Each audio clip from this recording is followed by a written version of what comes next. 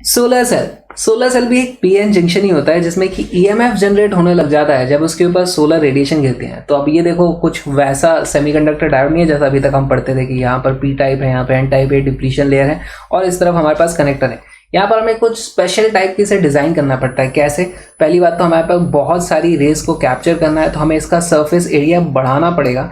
और यहाँ पर हमें फिर इसको पतला भी रखना पड़ेगा क्योंकि ये बहुत मोटा रहेगा तो लाइट रेस को पेनिट्रेट करके जंक्शन तक नहीं पहुंच पाएगी।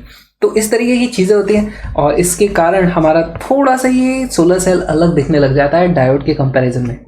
सोलर सेल भी फोटो डायोड की तरह ही काम करता है, वहाँ पे भी फोटो वोल्टाइक इफेक्ट होता है। कैसे काम करता है वो? हमारे पास यहाँ से रेज आएंगी और वो इलेक्ट्रॉन होल पेयर जनरेट कर देगी, लेकिन अब डायोड है यहाँ पर तो यहाँ पर ऑलरेडी कुछ इलेक्ट्रिक फील्ड था, उसके कारण वो इलेक्ट्रॉन होल पेयर बहने लग जाते हैं, ड्रिफ्टिंग होती है उनकी। और उसके बाद यहाँ पर हम मेटालिक कनेक्टर्स होते हैं जिसमें उन्हें कलेक्ट कर लिया जाता है और यहाँ पर आप फिर इसको एक सर्किट में लगा लो, यहाँ पर आपको करंट फ्लो होता हुआ दिख जाएगा।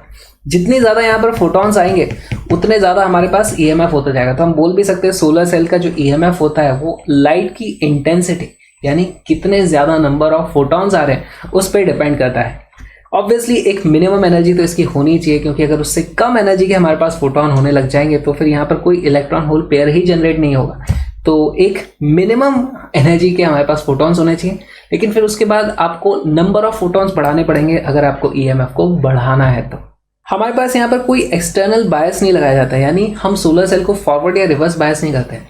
इसके चारों तरफ मतलब इसके आसपास हम बैटरी नहीं लगाते हैं, ये तो खुद एक बैटरी की तरह काम करता है, तो इसमें कोई बायस नहीं लगाया जाता है और जंक्शन एरिया को ऑब्वियसली लार्ज रखा जाता है। तो इस तरीके से हम यहाँ पे सोलर सेल्स बनाते हैं। सोलर सेल में भी हमारे पास एक ही तरीके की कैलकुलेशन हो सकती है। हमारे पास एक ही इक्वेशन है जो फोटोन और एनर्जी को रिलेट करती है, वो होती है E = hc/λ या फिर h न्यू। अब जो फोटोन की एनर्जी है वो एनर्जी गैप जो हमारे सेमीकंडक्टर है उससे ज़्यादा होनी चाहिए, तभी हमारे पास यहाँ पर ईएमएफ जनरेट होना शुरू हो जाएगा। और इसमें 3 स्टेप होते हैं इस ईएमएफ बनने के प्रोसेस में। पहला स्टेप तो क्या है कि भाई लाइट गिरेगी, उसके कारण यहाँ पर हमारे पास इलेक्ट्रॉन होल पेयर जनरेट हो जाएंगे। फिर हम क्या देखते हैं कि हमारे पास यहाँ पे पहले से इस डिप्लीशन रीजन में एक इलेक्ट्रिक फील्ड था जो कि सेमीकंडक्टर पीएन जंक्शन की प्रॉपर्टी होती है, तो वो उन इलेक्ट्रॉन को एक तरफ फेंक देगा और होल्स को दूसरी तरफ फेंक देगा। तो वहाँ पर ड्रिफ्ट होता है, उनका सेपरेशन होता है ड्रिफ्ट के कारण। और यहाँ पर ड्रिफ्ट हो जाएगी तो यहाँ पर इलेक्ट्रॉन्स की संख्या बढ़ती जाएगी, यहाँ पे होल्स की संख्या बढ़ती जाएगी। तो यहाँ पर हमारे पास कुछ ईएमएफ आ जाएगा और फिर उसके बाद इनको मेटालिक कनेक्टर से हमें कलेक्ट भी करना पड़ता है। ऐसे एक कोने में मेटालिक कनेक्टर लगाने से नहीं चलता है, इसीलिए हम यहाँ पे देखो मैक्सिमाइज करते हैं कि भाई ये मेटालिक कलेक्टर बहुत ज़्यादा है। ऑलमोस्ट 15% एरिया मेटालिक कनेक्टर का होता है ऊपर, और नीचे तो हम पूरे में ही एक मेटल इस तरीके से चिपका देते हैं ताकि ज़्यादा से ज़्यादा हमारे पास कंडक्टिविटी आ जाए। पी साइड ऑफ सेमीकंडक्टर हमारा पॉजिटिव टर्मिनल बन जाता है और एन साइड हमारा नेगेटिव टर्मिनल बन जाता है। ओके, अब इसका एक VI कैरेक्टरिस्टिक ग्राफ देखते हैं। VI कैरेक्टरिस्टिक ग्राफ, तो यहाँ पर हम देखते हैं कि जिस वक्त हम इसमें कुछ भी कनेक्ट नहीं करेंगे, यहाँ पर कोई भी हमने रेजिस्टेंस इस तरीके से कनेक्ट नहीं किया, सर्किट नहीं है, और इसके ऊपर रेडिएशन गिर रहे थे, तो यहाँ पर जितने भी इलेक्ट्रॉन इधर जा सकते थे और होल्स इधर जा सकते थे उतने आ जाएंगे। फिर यहाँ पर और ज़्यादा हमारे पास ड्रिफ्टिंग होने लग जाएगी, तो एक लिमिट से ज़्यादा हमारे पास वोल्टेज नहीं आ पाता। उसको हम क्या बोलते हैं कि हमने यहाँ पर अभी सर्किट को ओपन रखा हुआ था, तो वो होता है ओपन सर्किट वोल्टेज, जिस वक्त यहाँ पर करंट 0 है।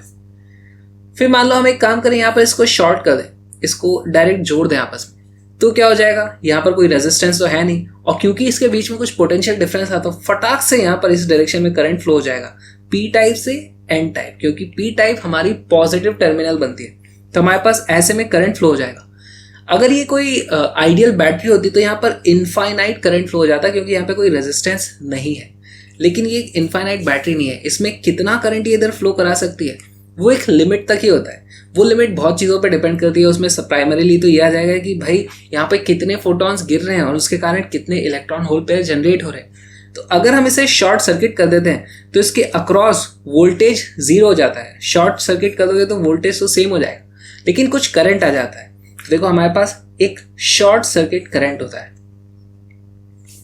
और अगर आप यहाँ पर अलग अलग रेजिस्टेंस की वैल्यू लगाओगे और इस ग्राफ को बनाने की कोशिश करोगे तो हमारा ग्राफ कुछ इस तरीके से बन जाता है। और ये काफ़ी स्पेसिफिक ग्राफ बना है, इसको आप देखोगे तो ये 4th क्वाड्रेंट में। नहीं तो हमारा जनरली डायोड्स का ग्राफ कुछ इस तरीके का होता था, ऐसा हमारे पास ग्राफ होता था, लेकिन ये अलग ही 4th क्वाड्रेंट में आया। क्यों?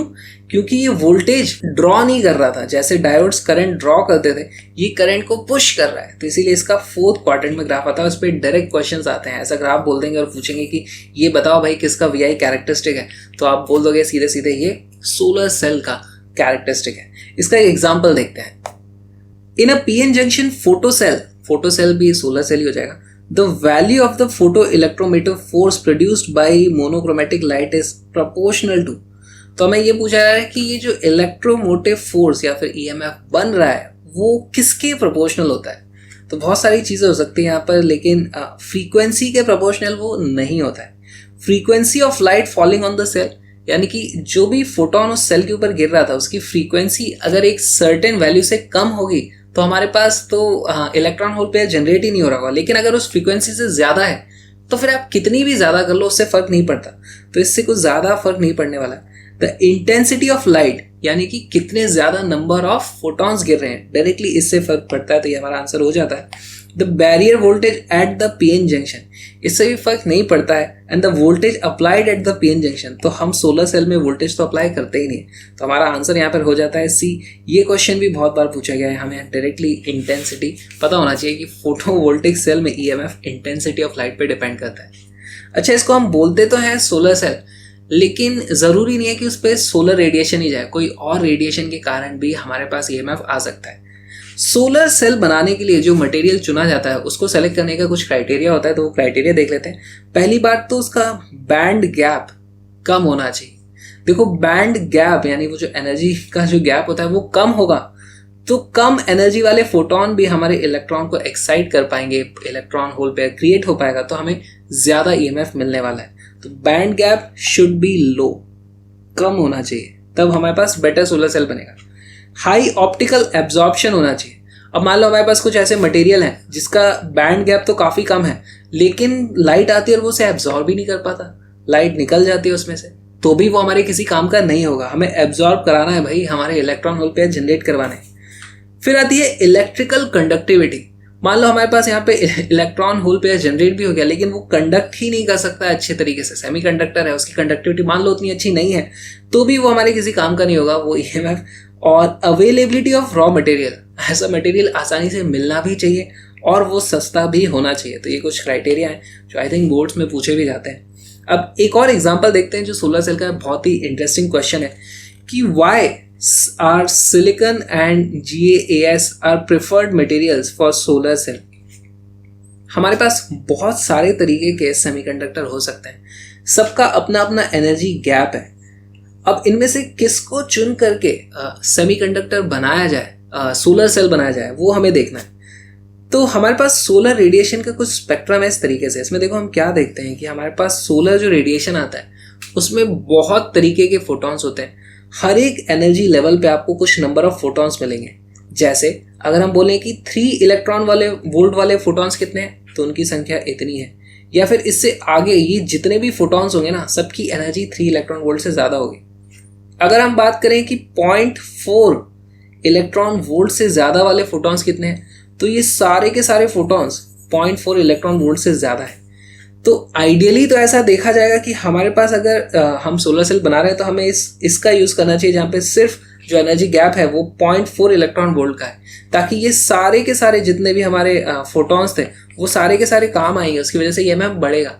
लेकिन ऐसा नहीं है, क्योंकि ये एब्जॉर्ब नहीं कर पाता उतना ज़्यादा, ये लाइट एब्जॉर्ब ही नहीं कर पाता है, तो यूज़ नहीं हो पाते। इसलिए हमारे पास सिलिकॉन और GaAs गैलियम आर्सेनिक जो भी है ये, इनको यूज़ किया जाता है। भले ही इनका जो एनर्जी गैप है वो 0.4 इलेक्ट्रॉन वोल्ट से ज़्यादा है, लेकिन ये अच्छे से एब्जॉर्ब कर पाते हैं। और भी बहुत सारे पैरामीटर्स होते हैं, वो आसानी से मिलना भी चाहिए, सस्ता भी होना चाहिए कि उसको बहुत सारे हम सोलर सेल्स बना पाएँ, तो इसलिए इनको यूज़ किया जाता है।